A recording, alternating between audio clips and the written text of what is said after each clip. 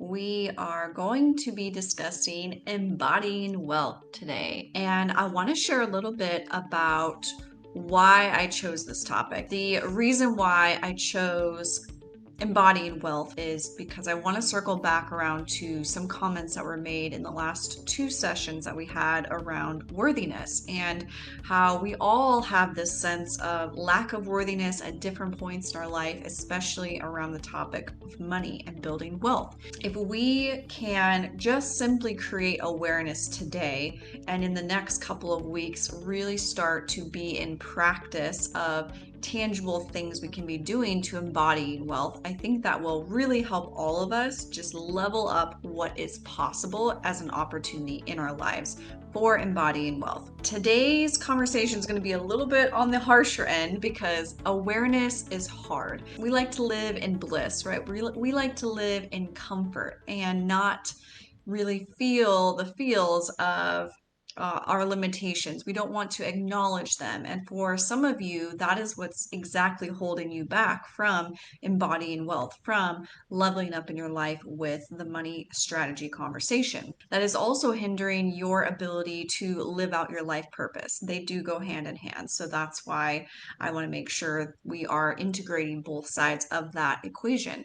And I want us all to really sit with a few statements, and where I'm pulling this from is a book called The Science of Getting Rich by Bob Proctor. And there's a few other sources I'll pull in today's conversation, but I love how he very aggressively in his workshops and everything says, stop pretending like you can't make money, which really hits me in a past version of myself around how many times I fought for my limitations around what was possible with the amount of income that I could produce for myself. And at every level of income I have made over the years, I still have limitations, right? I still work through limitations at every single level. So we all just get to really release this notion that we can't make more money. Like there's a limitation on how much we can make. And we also get to go a layer deeper in awareness of removing this notion that it's okay that we don't have enough money. So stop pretending that it's okay. It's okay that I only make 30 grand or 40 grand or 60 grand or 100 grand and you want more. It's not okay. And the more you can actually allow yourself to be with, it's not okay. And I get to be in action and I get to learn something new, do something different so that I can embody what it means to level up in my financial wellness, but also really start to focus on aligning that with your life's work, your life's purpose. What do you want out of this existence and this life that you're creating here on this planet? And the more we can integrate those two, the more clear it becomes where you get to go next with it.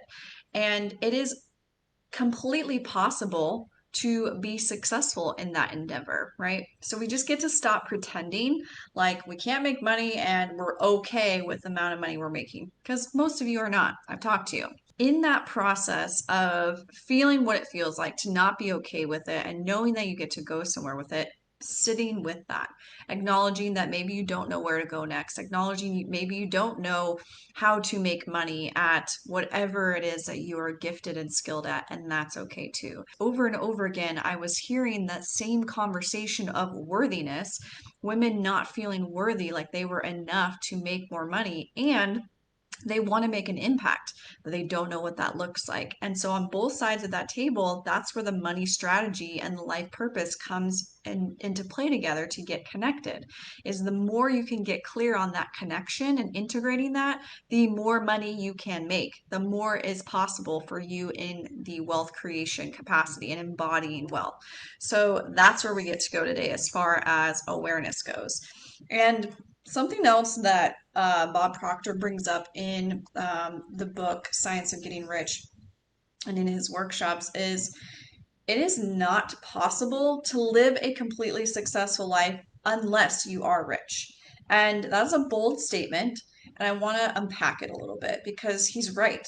It is not possible to make a bigger impact if you are not already wealthy and secure and taking care of your basic needs and more than that and beyond that, right? Because if your objective is to make an impact, if you want to touch other people's lives, if you are a coach, if you run a business, if you are in a business and impacting other people's lives, it is a requirement of you to be successful in doing so. And if you are not allowing yourself to be successful in those endeavors and to grow and to embody what it is that you want to become, then you are already limiting yourself in that endeavor to become successful and to be what you want to be. I want to address something that I know comes up a lot in conversations because, again, we like to tell ourselves stories so that it makes it okay, so that we can stay in the comfort of where we want to sit, because it's a lot easier to be comfortable than to get uncomfortable. Money is not entirely about the things it buys, right? It is not entirely about the excess, the consumerism. That's not what I am suggesting we use money for or become rich for. And it's really breaking it down to, what does money allow you to do? Well, it allows you to have certain power, certain ability to make an impact. And if your goal, if your vision, for example, there is someone I work with, and her vision is to feed hungry children around the world in a massive action and massive capacity. She's going to need money for that endeavor. And whether that's in the form of a foundation for herself or just raising the money on her own and going and making it happen and doing the work, she is dead set on this mission.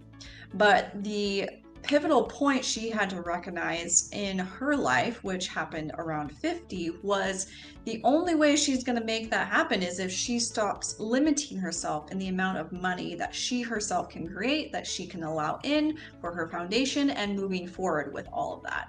So just know that it's not even about the money and what it buys for you, it's about your impact. And the more you can really see that clearly for yourself and what that gets to look like, what that gets to feel like in your mind, in your body, and in your soul, that's what embodying wealth is really all about.